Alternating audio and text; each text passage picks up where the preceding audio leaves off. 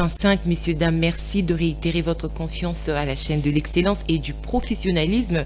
Surtout, merci de rester branchés devant vos postes téléviseurs pour suivre votre magazine CML chez vous. Alors, que retenir de la déclaration de principe signée jusque-là entre Kinshasa et Kigali à Doha? Vous savez, messieurs, dames, la question sur le retrait immédiat de rebelles AFC M23 serait encore traitée lors du dialogue. Alors, est-ce que l'après, on va dire l'après Doha, risquerait d'être l'avant Doha? Pourquoi? Parce que cette question, la question sur le retrait justement de troupes rebelles n'est pas pris en compte ou n'est pas encore pris en charge à ce niveau, mais aussi alors que les deux parties ont convenu un cessez-le-feu. Messieurs, dames, il y a eu des affrontements violents lundi dernier entre justement le Wazalendo et le rebelle AFC M23. Alors, que retenir justement de cette déclaration de principe qui intervient justement après la signature d'un accord à Washington entre la RDC et le Rwanda? Messieurs, dames, est-ce que à ce jour la voie ou l'issue pour le retour de la paix dans la République démocratique du Congo sur toute l'étendue du territoire national reste ce dialogue inclusif que prônent certains acteurs politiques tant au niveau national que international? Nous allons réfléchir sur ces questions aujourd'hui et tant d'autres. Alors, vous savez, ce magazine a un réel plaisir de réfléchir aujourd'hui avec le porte-parole du mouvement de révolutionnaires congolais, un mouvement conduit par l'un de votre Marley Vouvou.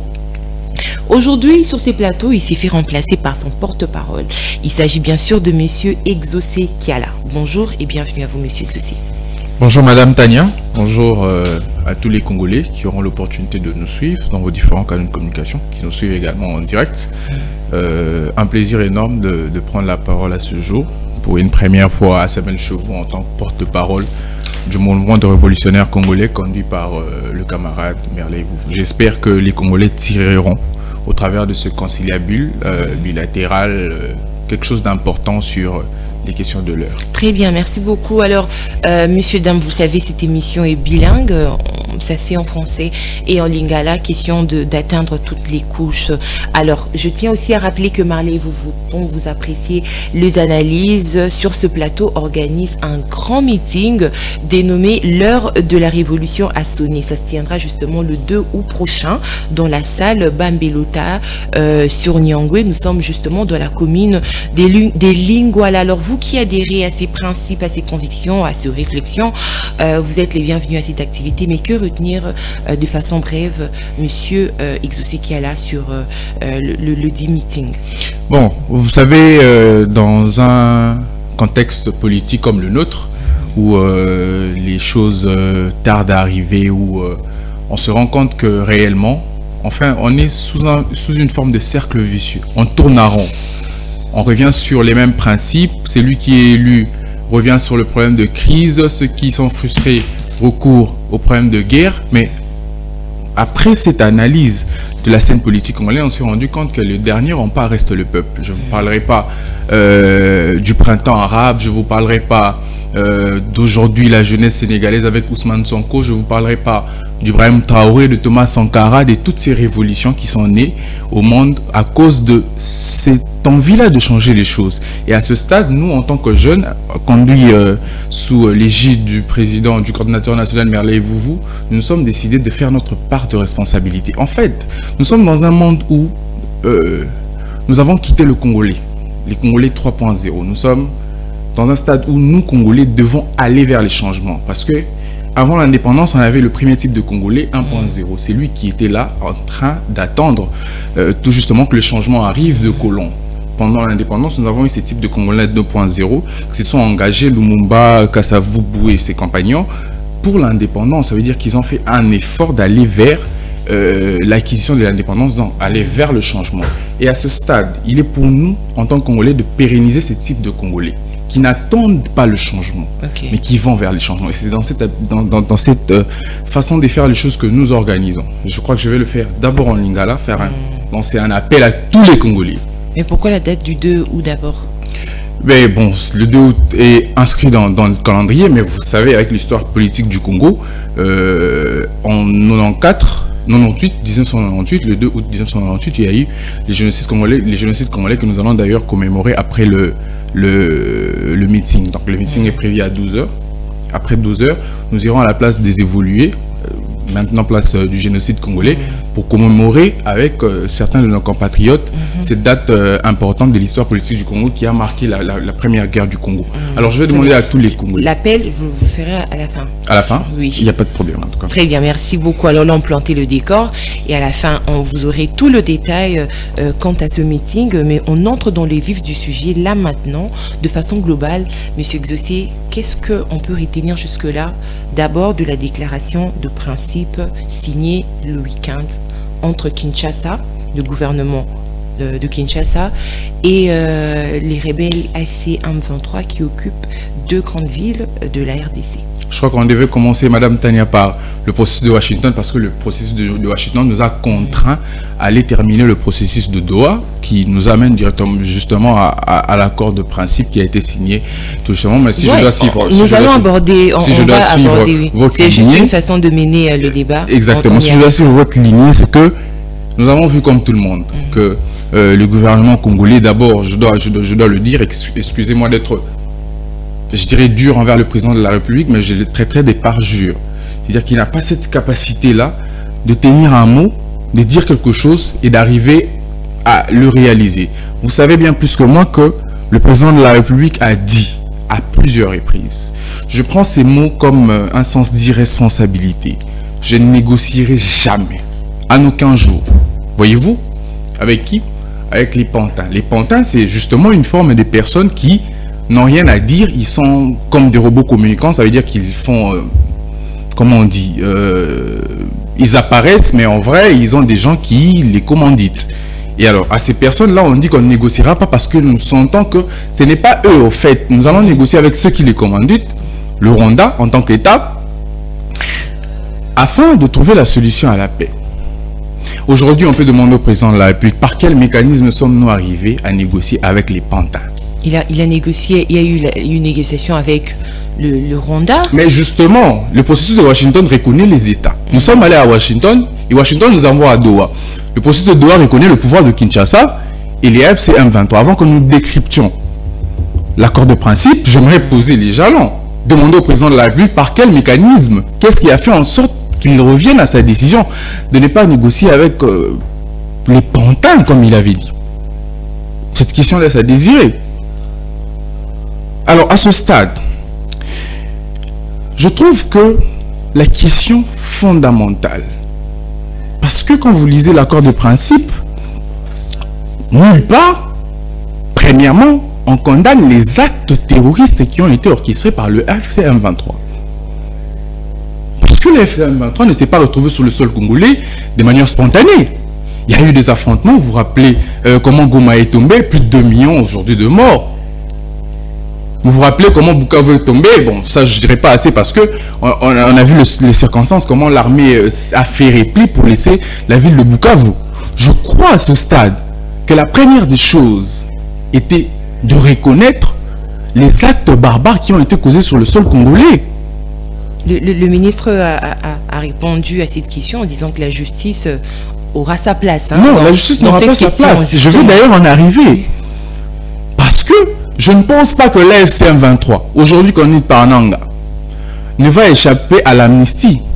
Parce que ils ne vont pas venir sur la table de négociation tout en sachant qu'il y a des procédures judiciaires qui sont lancées contre eux. Vous le savez très bien plus que moi avec Moutamba. Joseph Kabila, patron de l'AFC, entre guillemets, prôné par certains classiques du pouvoir, notamment Augustin Kabouya, même le président de la République, c'est lui qui détient, entre guillemets, les informations sûres de la République, l'a dit. Et une procédure judiciaire avait été engendrée dans ce sens. Corneille Nangue également, en tant que Congolais, les autres, Henri Magie et les autres, avaient aussi des procédures judiciaires qui étaient déclenchées contre eux. Ça veut dire que s'ils viennent à la table de négociation aujourd'hui, il faudrait le dire aux Congolais, ils doivent bénéficier de l'amnistie. Ça veut dire que tous les crimes qu'ils ont commis sur le sol congolais doivent être effacés. Les choses peuvent se faire autrement. Non, Madame Tania. C'est comme si vous avez commis un acte à la maison et papa vous dit venez, je ne veux pas vous frapper. pouvez dire à maman, non, va demander à papa de cacher d'abord la ceinture. Si je vois la ceinture, c'est comme s'il va me chicoter. Si vous faites une assurance que vous avez parce que vous savez que vous avez commis des actes qui n'ont pas plu à votre père. Et à ce stade, le monde en général reconnaît, d'ailleurs avec le vice-ministre de la Justice Samuel Mbemba, il y a eu aussi des procédures sur le plan international qui avaient été engendrées. Et toutes ces procédures ne vont pas s'arrêter du simple fait que nous sommes sur une table de négociation. Mais parce que la partie qui négocie se sent en insécurité et va mettre sur table. Parce que vous avez vu que au fur et à mesure, il y a même des prisonniers politiques qui ont été libérés. Et à ce stade, s'ils savent qu'ils sont en procédure judiciaire et qu'une procédure judiciaire avait déjà été engendrée contre eux, rassurez-vous, Madame Tania, il y aura une amnistie. Et cette amnistie rend Blanc, Corneille Nangaa, entre guillemets Joseph Kabila et tous ceux qui ont sémé la terreur en République démocratique du Congo. Alors, nulle part dans cet accord de principe, parce qu'il faudrait qu'on le rappelle, l'accord de principe est en fait l'accord qui va suivre, qui va être signé, sera le reflet de l'accord de principe. C'est-à-dire que si aujourd'hui, nous voyons le spécimen de l'accord de principe, c'est un document d'orientation, exactement. Ça veut dire que les grandes lignes de l'accord qui sera signé dans les jours à venir est déjà repris dans l'accord de principe. Alors à ce stade, nulle part, parce qu'on ne voulait pas négocier avec le M23, entre guillemets, que Kabila était le parrain du M23. Où est-ce qu'on négocie avec Kabila? Où est-ce que Kabila est inscrit dans cette table de négociation? Il est où? Parce que c'est lui qui commandite, entre guillemets. C'est ça le langage de Kinshasa. Patrick Mouyaya, le président de la République, Augustin Kabouya, je ne veux pas revenir sur son nom, mais il a quand même dit deux choses à ce sujet. C'était le langage courant. Le Kabila est derrière l'AFC, jusqu'à ce que le président le dise ouvertement. Mais on négocie avec l'AFC M23. Où est le parrain? Il est où? C'est lui qui commandite. Une délégation, on reconnaît justement l'appui du Rwanda. Voilà pourquoi le ministre des Affaires étrangères rwandais y est. Les ministres congolais également, enfin les ministres de l'Intérieur congolais également a pris part, parce que le grand problème c'est au niveau où, vu que c'est le Rwanda qui sous-traitait le rebelle et qu'à Washington il y a eu un accord entre les deux pays, alors il fallait l'accord justement qui voulait qu'il y ait cessé de tout soutien au groupe rebelle. Voilà pourquoi la continuation à Doha, cette fois-ci avec les rebelles. Non, vous faites Madame Tania. Moi je suis au niveau où nous avons développé un langage courant, récurrent. Voyez-vous? C'est lui que Corneille Nangaa est représenté, ou voyez-vous. D'ailleurs, quand Kabila est arrivé à Goma, c'était au fait une assurance. Il a levé de ses immunités. Exactement, quand il est arrivé à Goma, nous avons dit voilà. D'ailleurs, on l'a dit, voilà, c'est une confirmation de plus que celui-ci est en train de manipuler Corneille Nangaa et les autres, donc ça veut dire que c'est lui le parrain. Alors, si nous nous mettons dans une table de négociation et que lui est représenté, mais qu'on ne les cite pas, voyez-vous, ça veut dire qu'il y a lieu de se poser une question. Mais aussi, vous l'avez dit, dans l'accord de principe, nullement, Madame Tania, je veux que le Congolais nous suive. Parce que, j'allais le dire de prime abord, que la question est essentielle. Les gouvernements sont soumis à un exercice de redevabilité de responsabilité. Il y a eu un briefing qui a été organisé dans ce sens, en parlant de l'accord de Washington. Il devait nous expliquer, Madame la ministre des Affaires étrangères, Monsieur le porte-parole du gouvernement, d'ailleurs, le patron de votre chaîne a posé une question essentielle et existentielle. C'est une question de souveraineté qui regroupe l'avenir de tout un peuple, plus de 100 millions d'habitants et toute une génération. On ne peut pas traiter cette question comme si c'était, je sais pas moi, 10 graines des arachides. On pose la question. Quand est-ce qu'il y aura retrait de groupes armés? Nulle part dans l'accord de principe, on parle du retrait de groupes armés. Le retour de la paix. Non, nulle part dans l'accord de principe, on parle des retraits. Cette question sera traitée justement dans non, mais je vous ai dit que le dialogue interne. Oui. Non. Au dialogue interne, on ne parle pas avec l'AFC. Le processus de Doha, c'est l'AFC. À l'interne, c'est mené par la Cinco, c'est autre chose. Le groupe rebelle qui sont en train de jouer. Non, c'est entre Congolais. Mais mais les Bissi, moi et les autres qui sont congolais sont portés par qui? Parce que vous savez que l'AFC M23 porte deux branches. Il y a l'AFC qui prend la branche administrative parce que quand on est arrivé à Goma, il n'avait pas de militaires, des hommes. Et le M23 prenait la partie militaire. C'est-à-dire qu'il y a jonction entre l'AFC et le M23 depuis longtemps. Et le M23 n'est pas constitué de Congolais à majeure partie. Ça, on le sait. On l'a toujours dit. Voyez-vous? Alors, nulle part dans l'accord de principe, on dit qu'il faudrait les retraits de groupes armés. Et même le porte-parole du M23 AFC l'a dit, qu'on ne nous a pas dit de nous retirer. Et ils ajoutent pour dire qu'ici, il ne s'agit pas d'un retrait. Il s'agit d'un document conjoint. On doit nous mettre d'accord sur une gouvernance commune. Donc, nous devons gérer, si on doit le dire avec l'AFC M23, une partie du Nord Kivu. Nous avons même entendu des histoires dans ce sens, allant dans le 8 ans et autres. Parce qu'ils l'ont bien dit clairement. Voyez-vous? Donc, au gouvernement. Question élaguée par le ministre de la Communication. Le ministre de la Communication marche dans les spéculations, madame, je vous l'ai dit. Non, c'est un gouvernement qui travaille pour le retour de la paix. Non, s'il vous plaît, je vous ai dit qu'il marche dans les questions importantes. On parle des concessions. Parce que nous sommes dans un accord bilatéral entre deux parties. Et en matière d'accord, il y a ce qu'on appelle des concessions. Je vais vous montrer qu'il marche dans les spéculations. On pose la question par le DG de votre chaîne, que je salue en passant, lui France Kouzikissa. Pouvez-vous nous dire qu'est-ce que la partie rwandaise, je reprends ça comme la partie du M23 AFC, aujourd'hui accepte de perdre, qu'est-ce que nous acceptons de perdre pour trouver un terrain d'entente? Cette question a été répondue? Non. Non.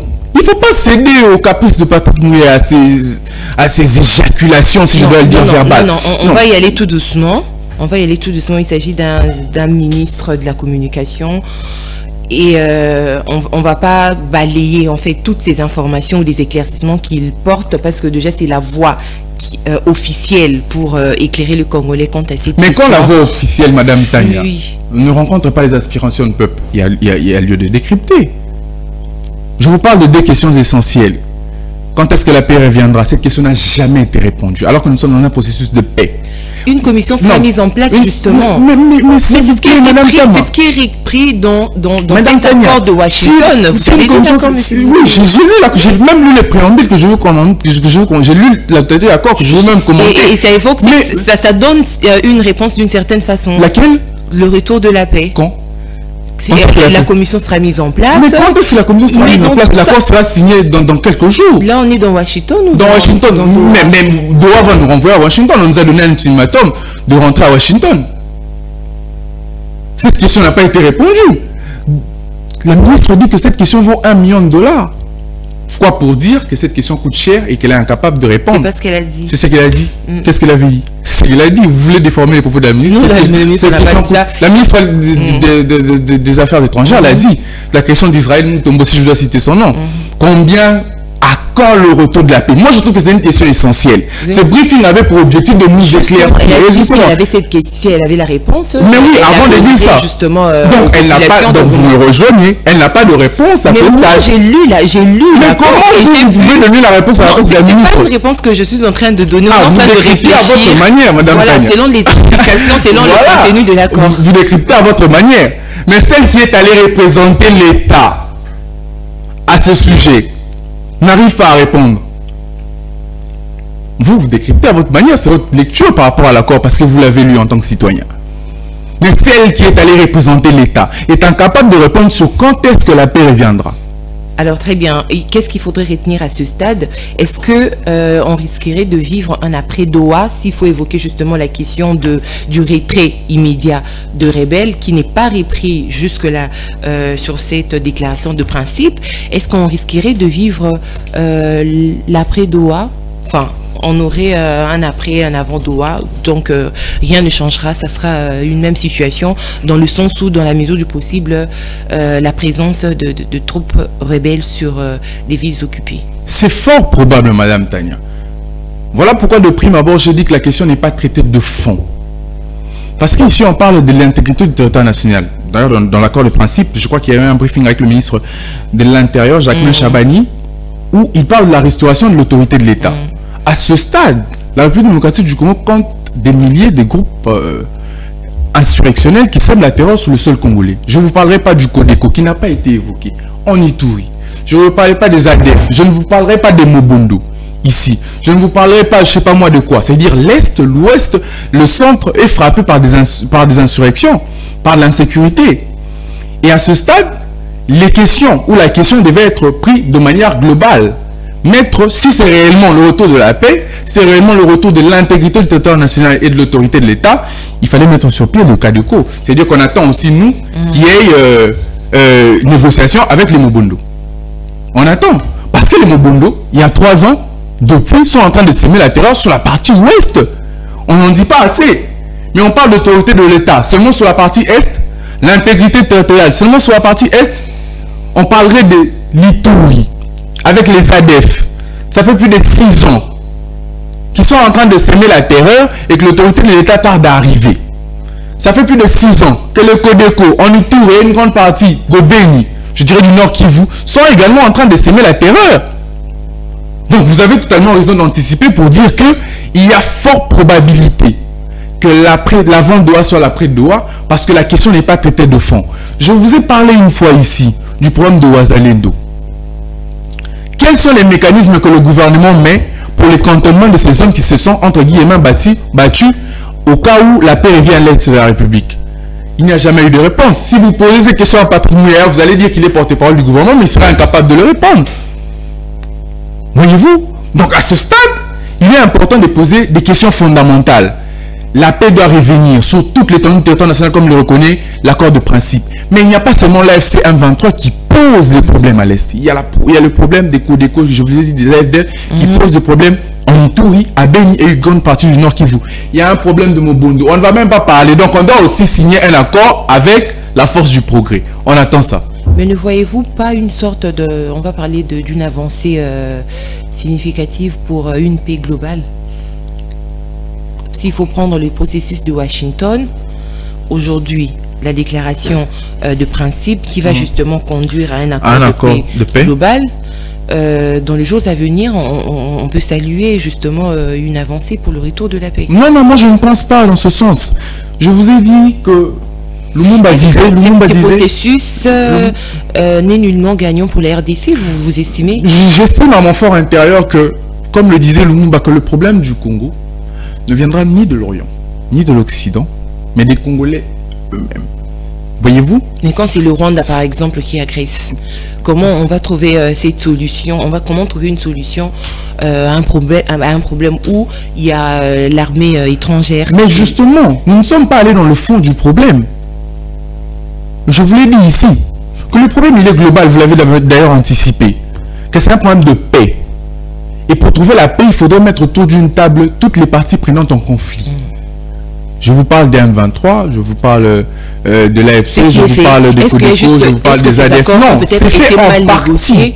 Il y a eu Washington avec le Rwanda. C'est fait en partie. Si aujourd'hui, d'ailleurs l'accord de Washington n'est pas un accord de paix, il faudrait le mettre de côté. Si aujourd'hui, c'est un accord économique. Non, c'est d'abord l'aspect sécuritaire. Non, il n'y a pas l'aspect sécuritaire. À l'intérieur, on va le démontrer que les États-Unis nous ont dupés. Si aujourd'hui, on doit parler de la paix sur le plan global. Quand je parle de la globalité, je vois l'ensemble du territoire national. C'est-à-dire que nous allons vers la paix parce que nous avons besoin de la paix. Parce que je dirais que nous négocions aujourd'hui à ce stade la paix à n'importe quel prix, hein, Madame Tani, il faudrait le dire. Je vois le président à tous les mouvements, je vois le gouvernement, ça veut dire qu'aujourd'hui il se dit, on veut la paix à n'importe quel prix, ça veut dire qu'on est capable de brader. Oui, je vous le dis, je vous l'ai dit. La paix, pas à n'importe quel prix. Mais ils le vendent à quoi? Encore dit, j'ai vraiment l'habitude de suivre le ministre. Vous aimez votre ministre? Quel prix? Et ils ont dit que les minéraux, ils n'ont pas bradé les minéraux, ou encore eu une paix à n'importe quel prix. Mais les États-Unis est en médiation avec nous à Washington. Qui commande l'Israël pour bombarder, allais-je dire, les pays de Moyen-Orient, notamment la Syrie, la Palestine, afin de contrôler les pétroles? Parce qu'aujourd'hui, les pays du Moyen-Orient, notamment les Émirats, tout ça, c'est pratiquement 50% du pétrole mondial. Qui est derrière officiellement? Qui demande à Israël de bombarder la Palestine et la Syrie? C'est les États-Unis. Comment les États-Unis, même dans les préambules, ils disent reconnaissant les respects de l'intégrité de chaque partie? Comment les États-Unis peuvent reconnaître l'intégrité du territoire national, Madame Tania, chez nous, et ne pas le reconnaître en Israël face aux pays du Moyen-Orient? Est-il un accord de paix? Est-ce que les États-Unis est modèle aujourd'hui ou est un pays pacificateur pour nous trouver la paix, alors qu'il apporte officiellement son soutien en Israël? Ça, c'est une question de fond qu'il faudrait poser au ministre. Mais voir que ces rebelles ils ont crié partout, menacé d'arriver jusqu'à Kinshasa, finalement n'ont pas réussi à le faire. On peut au moins, sur ce plan-là, on va dire qu'il y a eu avancée pour Kinshasa qui justement les en ont empêchés. Mais Madame Tania, si les rebelles stagnent au niveau du nord et du sud Kivu, c'est une avancée par rapport aux rebelles ou par rapport à nous? Mais ils ont menacé, ils sont pas arrivés. S'il vous plaît. Qui gagne? Bon, disons que nous protégeons le reste de la partie du pays. Voyez-vous? Et eux restent au nord Kivu. Qui perd, qui gagne? Nous perdons. Nous perdons fortement. Parce que nous avons une partie du territoire qui n'est pas contrôlée. Je vous ai toujours dit que le laxisme du peuple nous a emmenés jusqu'ici. Il faudrait rappeler au président Tshisekedi qu'il a trouvé les pays dans toute son intégrité.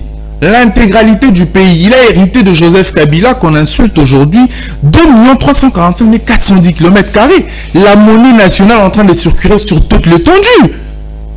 Si aujourd'hui on se dit qu'on bloque les autres, qu'on fait une barrière pour ne pas laisser les rebelles arriver à Kinshasa, c'est nous qui perdons. Parce qu'ils ont déjà des zones contrôlées. Vous avez vu aujourd'hui que la monnaie nationale ne circule pas sur le nord Kivu.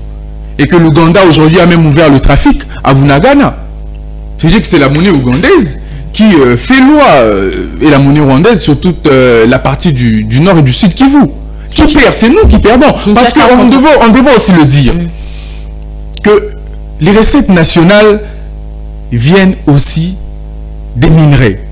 Je dirais, d'ailleurs Jacques Yaboulala a dit que 70%, Jean-Marie Kassambala a dit 70% de revenus nationaux proviennent du Katanga. Et cette partie-là, on appelle la partie orientale, génère assez de recettes pour l'État.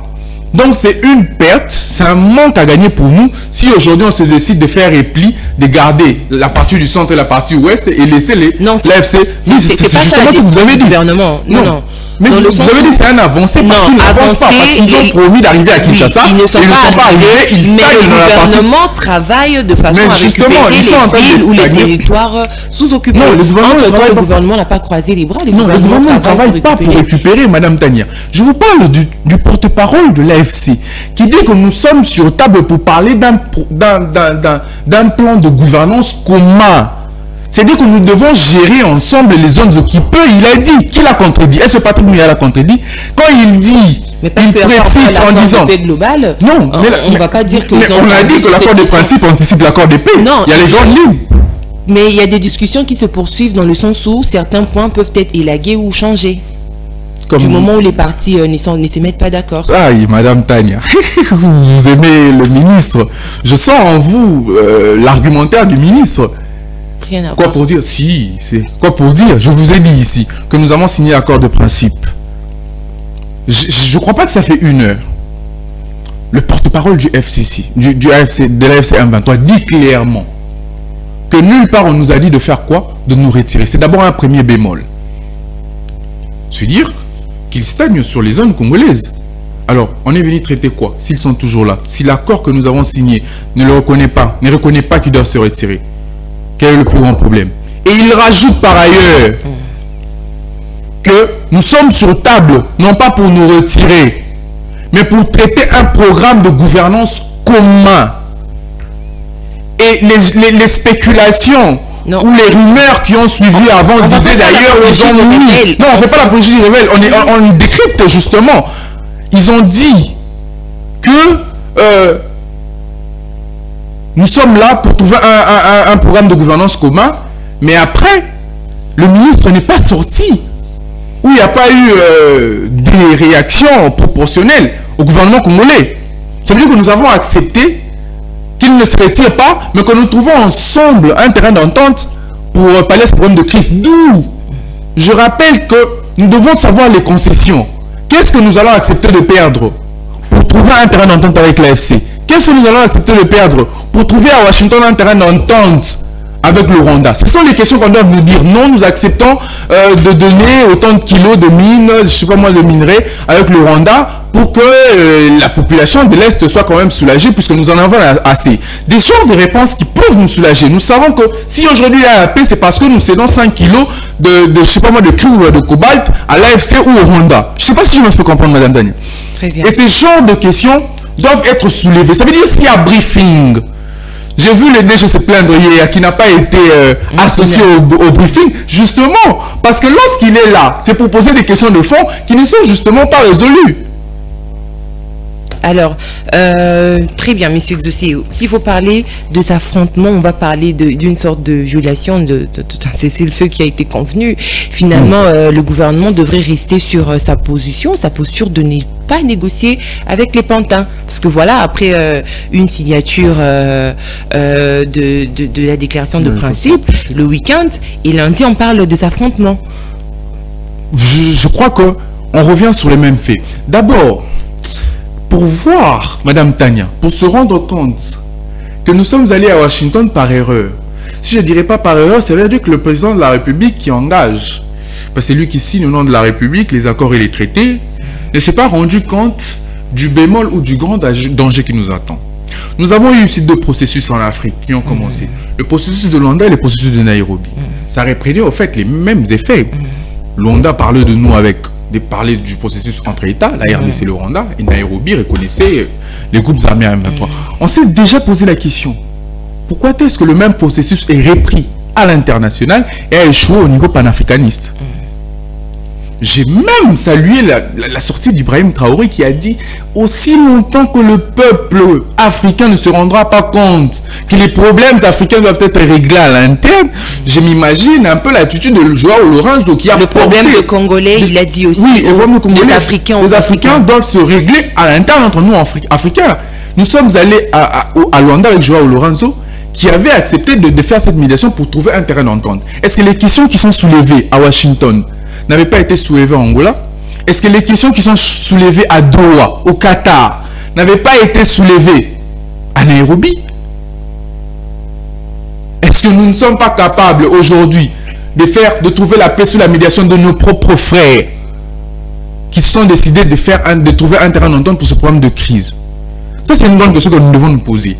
Mais regardez aussi ce qui se passe dans cet accord de Washington. On nous parle de l'interdiction des hostilités. Mais vous venez de dire tout à l'heure que les hostilités continuent dans la partie est de la République. On pouvait observer un cessez-le-feu. Eu égard à l'accord de principe également, parce qu'on revient au même. Il parle de désengagement. Je parle toujours de l'accord de principe. Parce que je ne vais pas revenir sur ces mensonges prônés par Washington. Ils n'ont jamais parlé de désengagement en Israël. Ils n'ont jamais parlé de l'interdiction des hostilités en Israël. Ils n'ont jamais parlé de l'intégrité du territoire national pour respecter la Palestine, la Syrie et les autres en Israël. Pourquoi ils viennent le dire chez nous? Est-ce qu'on s'est déjà posé la question? Pourquoi aujourd'hui les États-Unis fait d'où sort comme un pacificateur, quelqu'un qui veut la paix, alors qu'il apporte un soutien énorme à l'Israël? Ils disent les désarmements. On va désarmer. Vous allez cantonner les... Je donne un exemple, les Ouazalendo. Vous avez prévu des zones de cantonnement pour eux? Vous allez me dire que c'est un processus qui va... Vous allez me dire que ça va être traité dans les jours à venir. C'est le gouvernement qui va le dire au moins. C'est le gouvernement qui travaille sur ces... Le cinquième point de cet accord parle de l'intégration conditionnelle des groupes armés non étatiques. Je vais vous parler d'un seul problème qui me fait réfléchir sur ce cinquième point. Madame Tania, excusez-moi, vous êtes journaliste. Je sais que c'est vous qui posez des questions. Mais permettez-moi de vous poser une seule question. Qu'est-ce qui prouve que vous êtes congolais? Congolaise? Qu'est-ce qui prouve à ce jour que vous êtes congolaise? Parce que c'est moi qui pose des questions. Je garde ma position. Avec tout le respect. Avec tout le respect, oui. Aux téléspectateurs, qu'est-ce qui prouve aujourd'hui que vous êtes congolais? Y a-t-il un identifiant clair et net, lucide, qui vous identifie en tant que Congolais, dans lequel on ne peut pas douter? Il n'y en a pas. Je vous jure qu'il n'y en a pas. Vous pouvez qu'un Brazzavillois peut quitter Congo-Brazzaville et venir avoir un passeport ou une carte d'identité ici. Oui, je veux encore revenir sur le propos de la ministre Wagner qui a évoqué la CER pour tabler justement sur la question d'identifier le Congolais pour régler la question des réfugiés. Ça prendra combien de temps l'identification du Congolais? 100 millions de Congolais? Ceux qui se sont fait enregistrer déjà au niveau de cette structure des réfugiés. Mais oui, c'est combien de nombre? Ça prendra combien de temps pour identifier le Congolais? Pourquoi ça n'a pas été traité en amont? Parce que quand on parle de l'intégration conditionnelle, on ne parle pas de l'intégration conditionnelle des FRDC, sur lequel nous avons assez d'assurance qu'ils portent la nationalité congolaise. On parle de l'intégration conditionnelle de ce groupe armé, notamment la FC-M23, au sein de nos forces armées. Pourquoi ça n'a pas été traité en amont pour dire que nous doutons à ce sujet sur la nationalité, les nationalités qu'ils portent, ces gens-là, et que nous devons déjà les identifier. On y va. On nous parle de la facilitation, le 7e point de l'accord de Washington. La facilitation des retours, la facilitation du retour des réfugiés. Voyez-vous? Ça veut dire qu'il faudrait déjà obtempérer. Il y a des Congolais qui se sont sentis frustrés et qui ont peut-être demandé un asile, qui sont allés en exil. Franck Djongo, on parlait de Moïse Katumbi. Mais il demande son passeport. Ça fait 15 mois qu'il a la quête de son passeport.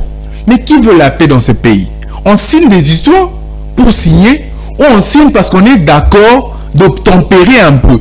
Je n'admets pas, je n'en disconviens pas que Moïse Katumbi soit opposant et que sa dureté envers le régime fasse mal. Mais est-ce que, à ce stade, puisque nous devons mettre tout à côté, puisque le dialogue de DCC de là où je vais finir d'ailleurs, reconnaît la pacification entre nous les Congolais. Hier, j'ai vu Papi Tamba, opposant du régime, se faire arrêter à l'aéroport de Njili avec son équipe parce qu'il est membre du PPRD. Qui veut la paix et qui ne le veut pas? Hier, j'ai vu, avant-hier, Augustin Kabouya projeté au siège de son parti politique, critiquant la prise de position de Pero Louara, qui est dans ce même plan, dans ce 7e point, qui revient en tant qu'exilé politique, qui dit voilà, c'est un mensonge, il critique, il tacle Piro. Mais d'un côté, le gouvernement congolais prend la position d'accepter le retour de ces gens. Ne voyez-vous pas un paradoxe, Madame Tania? Nous devons non seulement accepter, mais aller avec ça jusqu'au bout. Ça veut dire appeler Moïse Katumbi de lui remettre son passeport tranquillement, libérer Papi Tamba, libérer tous les prisonniers politiques, appeler Franck Djongo à la table des négociations. D'où le MRC, que je porte la voix aujourd'hui, reconnaît un seul dialogue, le dialogue intercongolais entre nous. C'est-à-dire que nous allons nous appeler entre nous pour discuter de nos problèmes qui nous concernent. On ne veut pas aller à Washington et à Doha, puisque cet accord ne nous concerne pas. Un pas vers l'accord final. Oui, justement. Donc Washington, soit Washington et Doha, ça revient au même, soit nous devons revenir après ces accords-là pour parler de nos problèmes à nous. Voyez-vous? Mais je vais terminer par là. Parce que la question de fond de cette crise doit être aussi réglée. On doit aussi se poser la question de savoir pourquoi les gens recourent aux moyens hostiles. Il y a un problème de frustration sur la classe politique congolaise. Ou de patriotes, de la question de patriotisme. Non, même pas la question de patriotisme. Un patriote intègre ne prend pas les armes contre son pays. Mais peu sont ceux qui prennent le patriotisme. On peut le prôner de manière langagère, mais au fond, lorsqu'on se sent blessé, on recourt aux derniers moyens pour faire vengeance. Je ne vous dirai pas ici d'un honorable député qui siège au Parlement, qui l'a dit ouvertement. Vous n'avez pas pris les armes. Non, vous savez exactement. Moi, je peux supporter, Madame Tania. Le président national coordonnateur Merley, vous pouvez supporter. Vous pouvez supporter en tant que démocrate, en tant que républicaine, patriote. Mais qui des autres qui n'arrivent pas à supporter? Est-ce que nous devons les pointer du doigt parce qu'ils sont allés, ou nous devons étudier les problèmes qui les a poussés à aller? Commencer d'abord par leur interdire d'y aller. Non, il faut couper le lien. Il faut couper l'hémorragie. Tu ne pas ton père parce que voilà, tu as été frustré et puis tu prends un couteau, tu le poignardes, après tu répares comment? Mais dites-moi, quand vous êtes blessé, la première des choses, c'est de traiter la plaie ou de vous poser la question pourquoi est-ce que vous êtes blessé? Vous êtes mère, je sais que vous avez un cœur ouvert. Oui. Et imaginez-vous que votre fille a un problème de santé. Non, ma fille elle s'est blessée. Parce que c'est ça, les Congolais qui ont pris des armes contre leur pays. C'est un exemple un peu trop choquant. Je vais prendre un exemple banal. Ne disons pas qu'elle vous poignarde parce que vous n'êtes plus là. Mais disons qu'elle se blesse par mégarde. Vous l'avez interdit de sortir, mais elle est sortie, elle se blesse. Vous venez au premier recours à votre fille ou vous venez en jugement? Vous venez au premier recours. On soigne d'abord la fille et on se rend compte après pourquoi elle s'était blessée. Et s'il y aura des reproches en ce sens, il faudrait le faire. Donc, le premier recours ici représente pourquoi est-ce que les gens aujourd'hui recourent aux armes. Premièrement, parce qu'il y a frustration. Un élu l'a dit, qui n'a jamais été interpellé jusqu'à ce jour. Franck Diongo a été tabassé par la force du progrès, humilié en tant que père, filmé et puis contraint de demander pardon à ces jeunes délinquants. Ça blesse. Vous imaginez ça devant ses enfants? Il y a mieux qui recourt à la rébellion. On ne va pas s'en faire pour ça. Jacques Ndala a été sodomisé au locaux de la mère. Imaginez-vous cette vidéo où il dit qu'il a même du mal à se mettre, arriver dans les oreilles de ses enfants. Ça fait mal ça. Et il a lieu de ne pas le condamner s'il recourt à un dernier... je ne fais pas l'apologie de la rébellion, mais je suis en train d'analyser le fait que certains recours par frustration exagérée. C'est dur de concevoir. C'est très dur, Madame Tania, de concevoir quelque chose qui vous arrive, qui ne pouvait pas arriver, qui est dur à gober. Voyez-vous? Alors d'où... Moïse Katumbi a fait plus de 5 ans où soit il est interdit de sortir du pays, soit son équipe qui ne bénéficie pas de fonds, des subsides, comme on le dit en finances publiques venant de l'État, ainsi de suite. Toutes ces frustrations laissent, vous pouvez accepter que cela vous arrive et ne pas recourir aux armes. Mais certains, il faudrait traiter ce problème de fond. Mais deuxièmement, après les frustrations, c'est que les fins de ces rébellions sont souvent glorieuses. Ceux qui recourent aux armes, Madame Tania, sont récompensés par la société. Cette fois-ci, ça ne sera pas le cas. Sont récompensés par la société. Je vous ai parlé ici de l'amnistie. Il a dit... Même elle ne viendra jamais sur table. Tout en sachant qu'on va l'arrêter parce qu'il y a un processus judiciaire qui est engendré contre lui. Avec ceux qui ont pris les armes contre la République. Le président a dit. Pas de négociation avec ceux qui ont pris les armes. À Doha, on négocie avec qui? Monsieur le Président de la République. Pas de négociation avec ceux qui ont pris les armes. À Doha, vous négociez avec qui? Avec Anthony Tshisekedi? Non, non. C'est pas avec Anthony, c'est avec les pantins qui ont été par le Rwanda. Les pantins ont utilisé quels moyens pour conquérir les territoires? Sous-traités par? Non. Les pantins ont utilisé quels moyens? Bon, sous-traité par le Rwanda. Le Rwanda utilise quels moyens pour conquérir au travers de ces pantins les territoires? Très bien. Alors, le cadre pour justement mettre sur table ces frustrations, les frustrations dont vous venez d'évoquer tout à l'heure, et tant d'autres problèmes pour que le Congo vive finalement une période, on va dire, de paix. Il faut recourir à ces dialogues inclusifs, comme d'ailleurs l'ont conseillé, on va dire, le Congrès américain. Le dialogue inclusif entre Congolais. Exactement. Sous l'égide ou la médiation de l'Église catholique et de l'ECC. C'est la seule voie. Vous estimez aussi, vous adhérez dans cette logique? Je crois qu'il y a un article qui est allé dans ce sens, que nous, le MRC, à ce stade, parce que s'il faudrait qu'on réfléchisse, Madame Tania, le Congo est expert en dialogue. Nous avons atteint un niveau où nous atteignons la trentaine des dialogues, des résolutions de crise. Lusaka, Pretoria et tout ça. C'est-à-dire que si on n'apprend pas du passé, on revient sur les mêmes choses. Parce qu'Albert Einstein disait d'ailleurs que la folie, c'est faire les mêmes actes et s'attendre à des résultats différents.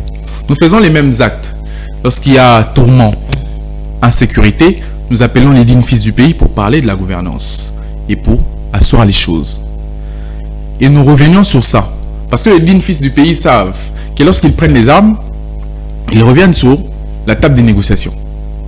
Ça, c'est une question de réflexion qui sort peut-être du cadre du MRC. Nous devons nous poser la question. Pourquoi nous partons de dialogue en dialogue sans résoudre le problème de crise? Mais puisqu'à ce stade, nous n'avons plus d'autre choix. Nous avons des territoires conquis par l'ennemi. Le nord et le sud qui vous représentent plus que le Rwanda d'ailleurs en termes de superficie. Il n'y a plus de choix pour la République.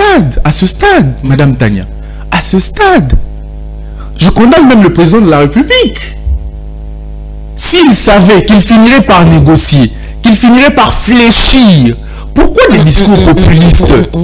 Le gouvernement déclare RDC n'est pas la RDC est à genoux. Je rejoins Kofi Olomide qui disait on nous gifle, on nous tape. On n'a jamais eu, Madame Tania, je vous parle des histoires vraies. On ne discute pas sur les évidences. Il n'y a jamais eu, je mets tout Congolais à défi, il n'y a jamais eu des réactions, allais-je dire, proportionnelles à celles nous infligées par le Rwanda. Jamais. Vous avez déjà vu Gisenyi qui est à côté de Goma être bombardé. Jamais. Jamais. Il n'y a jamais eu de réaction proportionnelle, c'est-à-dire au niveau ou supérieur à celles nous infligées par le Rwanda. En quoi nous sommes debout? Je répète, Kofi avait raison, on nous gifle. On ne revient pas sur ça. Kofi on nous gifle, on nous tape. Non, il avait raison. Qui a raison? Non, le gouvernement va contredire parce que c'est un grand pays, avec rempli de patrons internes. Non, un grand pays avec des dirigeants faibles. Un grand pays avec des dirigeants faibles. On est fléchi. Voyez-vous? Je vous parle de Gisenyi qui est à côté. Est-ce que Gisenyi a déjà senti le poids d'agresser le Congo? Ils sont à l'aise. Mais ils sont à l'aise. Pendant qu'on a de tonnes de déplacés. Pendant que nous, il y a des pertes de vues humaines chaque jour. Le gouvernement, c'est Kabila qui a permis justement, ici, ils sont à l'aise. C'est le précédent, on va dire, le président qui n'a pas facilité la tâche justement à ce régime. Ah, Madame Tania. Madame Tania. Ce ne sont pas mes propos, ça vient de ce que j'ai pris. Vous cédez les membres du gouvernement. Mais vous cédez facilement à leurs mensonges. Sur ces plateaux, il faut revenir sur ce que les autorités disent. Mais moi, je ne peux pas inventer de choses. Exactement. Je comprends le fait que vous revenez sur les argumentaires des autorités. Mais il faudrait beaucoup de respect à Joseph Kabila, Madame Tania. Beaucoup de respect. Beaucoup de respect. Moi, personnellement, au-delà de tout ce qui s'est passé, j'ai beaucoup de respect pour Joseph Kabila. La gouvernance de Félix Tshisekedi m'a beaucoup enseigné sur Joseph Kabila. Je me pose la question de savoir si aujourd'hui, c'est Félix Tshisekedi qui était en pleine bourde de 2002, dissipé partout. Jean-Pierre Bemba, la partie ouest, c'est l'Équateur en général, qui gérait. Nous n'avons que Kinshasa. Moussa Niamou ici, avec les délices et sang et les autres, dans la partie est. Vous imaginez? Mais celui-ci a trouvé un terrain d'entente. Venez les dignes fils du pays, nous allons parler. Il trouve le pays avec aucune loi. On marche à l'essai-erreur, sans boussole. Il donne la constitution qu'aujourd'hui, qui sert de parchemin au président de la République et à tout son gouvernement, à tout le pays d'ailleurs. Il a restructuré au vrai sens du mot. Je parle de la restructuration du pays. Sur le plan légal, territorial et même sur le plan de l'homme congolais. Nous avons eu les premières institutions légales sous Joseph Kabila. Imaginez-vous aujourd'hui que l'on jette le pauvre sur celui qui, pour la première fois, cède à quelqu'un le pouvoir. Nous avons connu des siècles tournants de coups d'État. Celui qui vient ne voit pas son prédécesseur. Je ne sais pas, il hérite du pays, on ne lui montre pas les ABC de comment les choses se passent. Mais celui-ci nous donne le pouvoir de le consulter. Parce que s'il est là, s'il cède le pouvoir à quelqu'un, c'est-à-dire que vous avez l'opportunité d'aller vers lui pour lui demander les ABC des choses que vous avez du mal à comprendre. Mais à celui-là, on jette le propre. Pourquoi? À celui-là qui a laissé 2 millions, je parle de 2 millions 350, la totalité du territoire national. Aucun groupe armé. Il n'a pas trouvé les Mobundo, Félix Tshisekedi. Il n'a pas trouvé les M23 d'opérer. Il n'a pas trouvé les Codeco sous une insurrection. Il a trouvé les pays intacts avec un budget. Kabila n'a pas hérité de tout ça. Bien, avec 4 milliards, nous avons eu transport. Nous avons eu Congo Airways. Aujourd'hui, avec 16, nous avons quoi? Nous n'avons rien. Nous n'avons rien dans ce pays. Avec 16 milliards, nous avons des tonnes de millions qui sont déboursés pour des visibilités inconnues. Nous avons des millions qui sont détournés pour, je ne sais pas moi, des fins propres. Nous avons aujourd'hui même des plaintes qui sont déposées pour la famille présidentielle aux causes des enrichissements illicites. Voyez-vous? Donc, je demanderai à tous les Congolais d'avoir beaucoup de respect pour Joseph Kabila. Et au gouvernement de ne jamais laisser. Au fait, si on doit parler de la science, lorsqu'on hérite de quelque chose, rassurez-vous qu'on hérite et les passifs et l'actif. Si nous acceptons d'hériter le pays, il fallait qu'il laisse. Non, je ne veux pas prendre ces pays. Mais à ce pays, aux pays Namaboko, intact, c'est Kabila qui a logé 14 mois les M23 ici à Kinshasa. Monsieur le Président de la République, répondez. Je vous dis que Félix Tshisekedi n'est responsable de rien, Madame Tania. Mandane, il y a M23 Zate, 14 mois à Wanakin. Ils étaient incarcérés ici. Mais comment ça, Madame Tania, le président ne peut pas être informé au centre-ville, dans la capitale, le siège de l'institution. Le ministre de l'Intérieur loge des rebelles. Le président n'est pas informé, si vous voulez me dire. Et qu'est-ce que nous avons fait de ce ministre qui a logé les rebelles si le président n'était pas informé? Donc les services de sécurité ne servent à rien. C'est pas venu sur invitation du président. Mais comment c'est arrivé à Kinshasa pendant plus d'une année? Le président nous a donné. Mais exactement, je suis vu comme vous, qui disent qu'il n'était pas informé. Il jette le pauvre, d'où je vous ai dit qu'il n'a jamais été responsable de rien. Si ce n'est pas les autres, c'est Kabila. Si ce n'est pas Kabila, c'est Katumbi. C'était Gilbert Kankonde. Parce qu'il a logé les groupes armés. Les services de sécurité étaient où? Mais pourquoi aujourd'hui on n'a pas interpellé Gilbert Kankonde qui circule librement à Kin? Yo logé M23 à Nengenin. Biamong Badima Nengenin Bara en prison. Et on tourne au fait de tout Nabango. Très bien. Il est justiciable, oui ou non? Oui. Mais pourquoi pour des fautes aussi graves, il n'est pas interpellé? Le président de la République se prévoit de ses propres turpitudes. Il revient sur ses propres erreurs. Il revient sur ses propres vomissements. Très bien, messieurs, j'allais dire Marley, vous. Voilà, j'ai un peu retrouvé du Marley en fait en vous. Alors, la question elle est la suivante. Au regard de faiblesse que vous venez de rélever sur l'accord de Washington, la déclaration de principe, en ça, il faudrait rien attendre de cet accord de paix global de Doha que le Congolais attendent dans les jours à venir. Il faudrait, Madame Tania... Comment recevoir cet accord? Quelle attitude adopter? Nous, au MRC, nous l'avons dit publiquement, nous ne cachons pas notre position, que la vraie paix viendra d'un dialogue inclusif. Il peut bout aux dirigeants congolais d'engendrer des dialogues à l'extérieur, à l'international, que nous avons d'ailleurs critiqué. Pas salué. Le MRC a critiqué. Oui, exactement. Okay. Que le MRC critique d'ailleurs. Je réaffirme, mais que nous devons revenir sur les bonnes bases. Vous savez aussi pourquoi? On a l'opposant Fayoulou qui a salué la déclaration de principe. Fayoulou n'est pas opposant. Délice Sanga aussi a salué. Ils sont revenus sur Fayoulou a salué. Il a insisté sur le respect de la résolution 2773 et autres. Délice Sanga de son côté également a rajouté à cela des propositions que le deux parties devraient tenir compte dans les jours à venir. Donc, mais ils ont commencé par saluer d'abord ce qui a été fait jusque-là. Oui, ils ont salué ce qui a été fait. Mais la suite du tweet, parce que je suivi Délice Sang à ce sujet, il réaffirme que, à la fin de son speech, que la vraie paix viendra d'un dialogue inclusif en tant que Congolais. On revient sur les mêmes effets. Parce que, si on doit se fonder sur les passés, on prendrait 2003, qui est venu, la paix ou la stabilité, je dirais surtout le plan économique, sécuritaire et social, est venu sur un dialogue inclusif entre dignes fils du pays, qui nous a produit les 1+4, qui nous a emmené aux élections de 2006. Si nous prenons 2016, qui nous a emmené la gouvernance gouvernementale de l'UDPS, avec Chibala et Badibanga, c'était autour d'un dialogue inclusif. Ça veut dire qu'à ce stade, si nous devons aussi régler ce problème de crise, il faudrait aussi, comme le MRC le dit, un dialogue inclusif entre Congolais. Parce que ce problème, le langage récurrent aussi, est que Joseph Kabila soutient l'AFC. Joseph Kabila, il est un Congolais. C'est-à-dire que si on doit gérer avec lui, on doit gérer avec lui dans sa posture de Congolais. Corneille Nangaa est un Congolais. Jusqu'à preuve du contraire, à moins que Kabouya l'attribue une autre nationalité. C'est-à-dire que les partis en conflit, à 70%, sont des Congolais. Voyez-vous?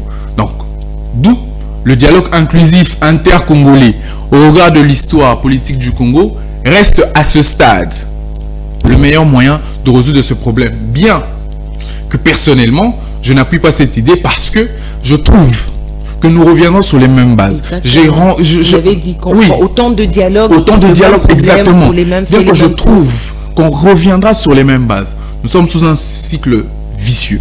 un cercle tournant. Nous tournons autour du pot parce que nous ne résolvons pas le problème de crise de manière persistante. Et aussi, je dois dire par ailleurs, la vraie solution serait de bâtir une armée forte et dissuasive.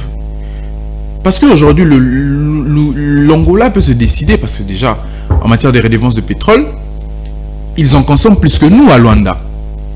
Il peut se décider d'attaquer la partie ouest de la République.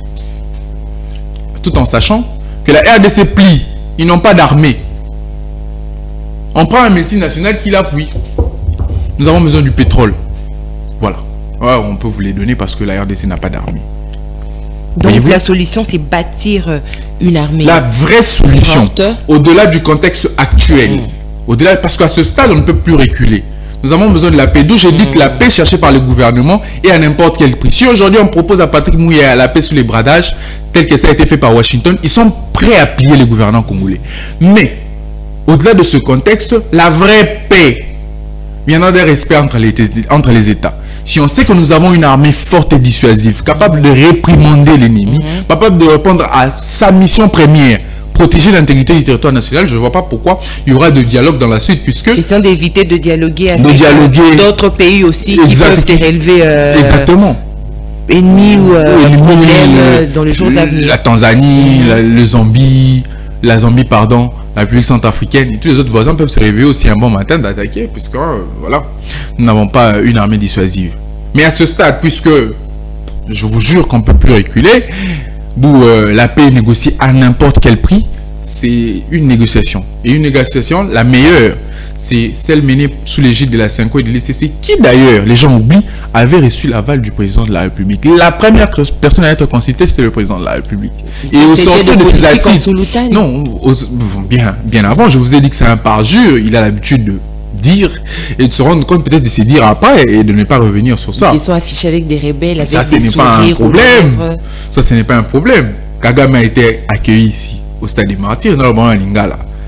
Sourire aux lèvres, bah yembela Kagame na kin. Stade plein comme un œuf, stade des Martyrs Kamagnola. C'est qui le vrai rebelle? Si Kagame le parrain était accueilli ici, si Kagame a été appelé frère et ami, voyez-vous? Donc, au sortir de ces assises, ils ont réaffirmé, Eric Sengacholi et les autres ont réaffirmé qu'ils ont reçu l'aval du président de la République. Et le président de la République donne un go pour un dialogue inclusif. Donc, c'était aux acolytes, notamment le CG Kabouya, de dire que voilà, le président de la République ne donne pas. Non. La première personne à être consultée, c'est le président de la République. Nous revenons. D'ailleurs, j'ai entendu de dire dans le sens que le président signera une ordonnance dans les jours à venir pour l'ouverture d'un dialogue inclusif. Donc nous revenons sur les mêmes choses que nous sommes en train de dire. Et donc vous adhérez aussi à l'esprit du camp de la patrie? Non, mais avant le camp de la patrie, il y avait quel camp? C'est-à-dire que nous sommes en train d'errer dans les vides. Nous n'avons pas de position. Si nous adhérons à l'esprit du camp de la patrie, ça veut dire qu'avant, nous étions dans l'esprit du camp de l'antipatrie. Alors, pourtant, ce n'est pas le cas. Des personnes peuvent se réunir entre eux pour trouver des solutions du Congo, mais dire que nous allons hériter ou adhérer au camp de la patrie, ça veut dire que pour le moment, puisque nous ne sommes pas encore dans le camp de la patrie, ça veut dire que nous sommes dans le camp des antipatries de Nanga et des autres. Pourtant, ce n'est pas le cas. Donc, il faudrait poser cette question à Fayoulou. Où il était avant de parler du camp de l'antipatrie? Ça veut dire qu'il était du camp de la patrie. Ça veut dire qu'il était antipatrie à l'époque. Donc, nous ne cautionnons pas parce que aujourd'hui, Martin Fayoulou jette tout son combat depuis 2018 dans l'eau. Lui qui est légitime depuis 2018 se fie à un président qui est illégitime. Il jette son combat. Mais lui, c'est lui le président élu, selon lui. Il bénéficie de la légitimité. En fait, c'est l'acceptation populaire du souverain primaire. Il estime, selon lui, selon son combat depuis 2018, qu'il détient la légitimité, qu'il a été accepté populairement ou à moyenne, à plus de la moyenne par le peuple. Mais comment il va se fier à un président illégitime? Comment il va se fier, si je veux comprendre par là, non, oui, c'est d'où je veux d'ailleurs arriver par là. Comment il va se fier à un président issu des élections qu'il a lui-même boycotté? Des élections boycottées, comment ça? Il a pris part aux élections? Non, il a pris part aux élections avec tâtonnement. D'abord parce que le processus n'était pas, selon lui, crédible. Mais il lui revient pour dire que les élections ne sont pas organisées dans les conditions prévues par la loi. Donc ça veut dire que le langage de Martin Fayulu était selon lequel il n'y a pas eu élection. Mais comment va-t-il se fier avec celui qui... de la patrie aujourd'hui, qui a un état d'esprit pour justement sauver le Congo de tous ces mots? Quand la patrie est mise sur pied avec qui? Avec celui qui n'a pas été élu. Celui qui n'a pas de légitimité. C'est comme si aujourd'hui, il va dire qu'il va faire le camp de la patrie avec Nanga. C'est pas Nanga qui dirige ici. Mais non. Martin Fayulu ne reconnaît pas. Il faudrait qu'on se le dise. De 2018 à 2023, Madame Tania, je vais en arriver. De 2018 à 2023, pour lui, il n'est pas légitime. Félix Tshisekedi n'est pas légitime. Il a porté le combat C'était une parenthèse. Non, oui, on en fait, mais bientôt, s'il vous plaît, je vais en conclure. De 2018 à 2023, Martin Fayulu ne reconnaissait pas la légitimité du président de la République. D'où il se faisait même appeler le président élu. De 2023 à ce jour, il ne reconnaît pas les élections. Puisque, en amont, les processus n'étaient pas crédibles selon lui et ses hommes. Et après les élections n'ont pas été faites selon la loi qu'il avait d'ailleurs proposé de réviser. 7 jours, les machines à voter entre les mains des caciques de l'Union sacrée, d'où il n'y a pas eu, entre guillemets, élection. Mais il le fait avec qui? Le camp de la patrie. Avec les Congolais. Merci beaucoup, monsieur, qui est la porte-parole du MRC, Mouvement de révolutionnaires congolais. On a senti l'esprit d'un révolutionnaire sur ce plateau de CML chez vous. Merci d'avoir répondu à nos différentes questions. Merci pour vos analyses pertinentes.